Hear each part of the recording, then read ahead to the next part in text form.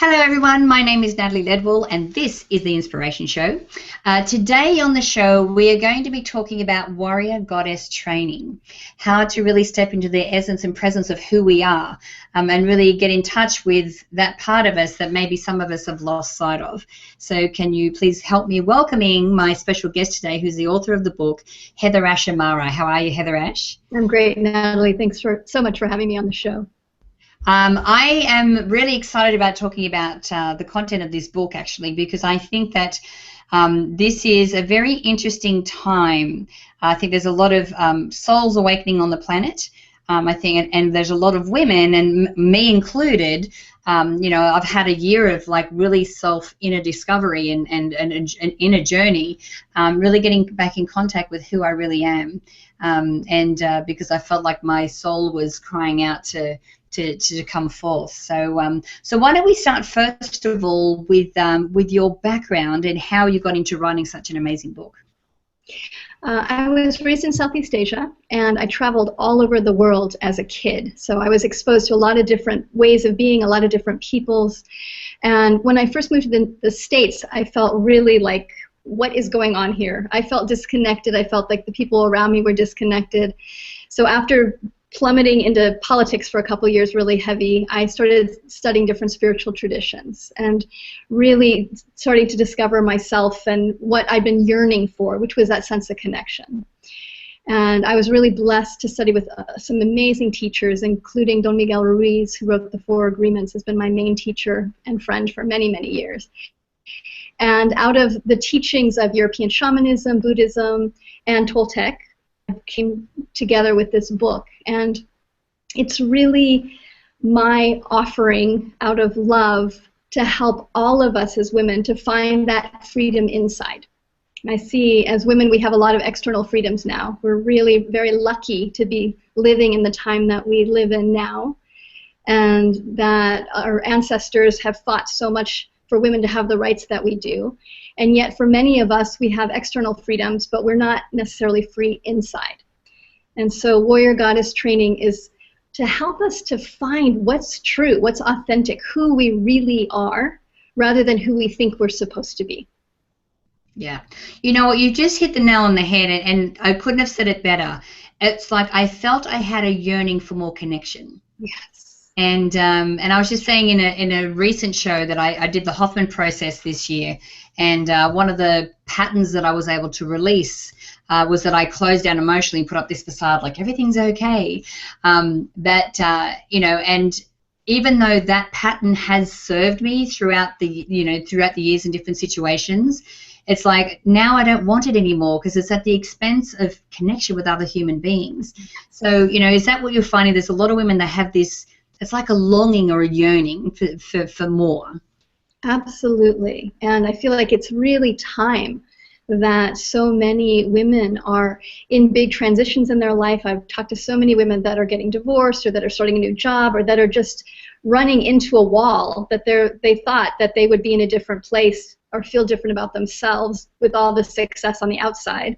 But that sense of something's not quite aligning. And I feel it's so important for us as women to really support each other now in coming back to what's authentic, what's really true for us. What are we excited about? What are we passionate about? And to learn how to become our own best friends. Because that's something where I see there's a huge rift with women, is that we've learned to be our best enemy. And it's time for us to really ally with ourselves and to ally with each other, to go deeper, to get bigger and brighter, to be more loving and present and fierce. Yeah, no, I totally agree with you, and that's one of the other things I did this year as well. I've got to this place of like self-love that I haven't experienced for a long time. Because oh my God, I would never speak to anyone else on the planet the way that I speak to myself inside my own head. Exactly. And you know, and the high standard at which I hold myself, and then when I don't reach that, how I beat myself up over it was just. I've been able to release so much of that. So let's just say that there is someone that's watching this, you know, video right now, and watching the show right now, who, like you said, is in transition or have got to a point in their life where they're like, well, well, who am I? Like, who am I? You know, if I'm not in this marriage, if I'm not in this career, if my kids aren't at home anymore, and I'm not in that role anymore, then who am I? What is their first step into discovering who they are? To be willing to listen to what's really true, to be curious, and to be very patient. That we've learned so much how not to be ourselves, how to hold ourselves to perfection, how to take care of everyone else. And so it takes time to unwind that. And the biggest gift that we can give to ourselves is to stay with ourselves. Again, to let go of who we think we're supposed to be, who we wish we were, to really say, I want to know who I am fully. And that means all of myself. That's something I really learned. I went through a divorce a couple years ago. It was really rocky. And there was one point where I was in grief and I was upset, and I just stopped and said, okay, what do you miss about him? And I started listing all the things I was missing about my partner. And I said to myself, okay, how are you going to give those things to yourself? And it was a big shift for me, because I could feel, it's like, oh, right, I don't need to look for this outside. I can come back to staying with me. And I just made the commitment, no matter how messy this is, how long it takes, how, you know, upended my life is, I'm going to stay with myself through this process. And what happened is, like, I stayed with my grief, I stayed with my process. It took longer than I thought it should, or other people, but it was like, I'm staying with myself, period. And it's been so glorious to come out the other side, to feel like, okay, I'm here now with me, flaws, beauty, all of it, and that I don't wish I was someone else anymore. I'm grateful for the whole package. Yeah. And as women, I love when women, like, I'm so happy to hear that. I love it when we go, yeah, this is who I am. Yeah. And I think too, we take on a role where we have to, you know, and I mean, I know that I'm not the only one that puts up the strong facade and like everything's okay, and on the surface it looks like we've got everything together, but then underneath, like for me, I was so numb underneath, I didn't realize that there was anything else underneath. It was just, I was just there. I'm like, if anyone gets through this facade that I'm putting up, they're going to realize there's nothing underneath here. Yeah. So how do we delve deeper? How do we get in touch with that part of ourselves? Like, what specifically can we do? We can, one of the things that I did is, again, that sense of willingness to be vulnerable, so to tell myself the truth of what was going on for me, and to then find support. It's so important that we find people that are willing to see who we are and support us exactly the way we are and love us through until we can love ourselves. And to also keep coming back to making the commitment to yourself over and over again. And knowing that you're going to stay with yourself, and then you're going to drop yourself, and then you're going to stay with yourself. But there's a place that when we make that commitment, that we learn every time we fall. And we start to be curious about what am I vulnerable about? What am I afraid of? What am I strong around?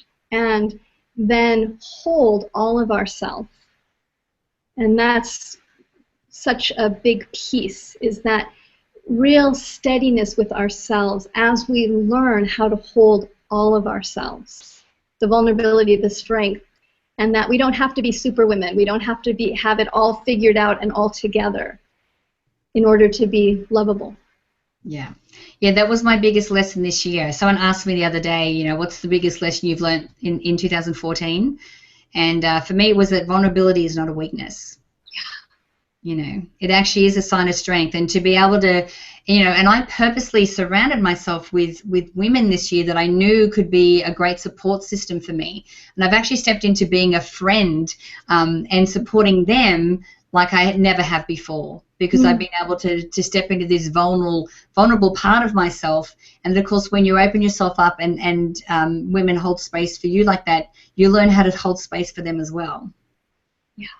And everyone benefits. It seems like this really scary, oh my God, they're not going to love me. And then what happens is you see the healing inside, you know, we get the healing, and then everyone around gets the healing.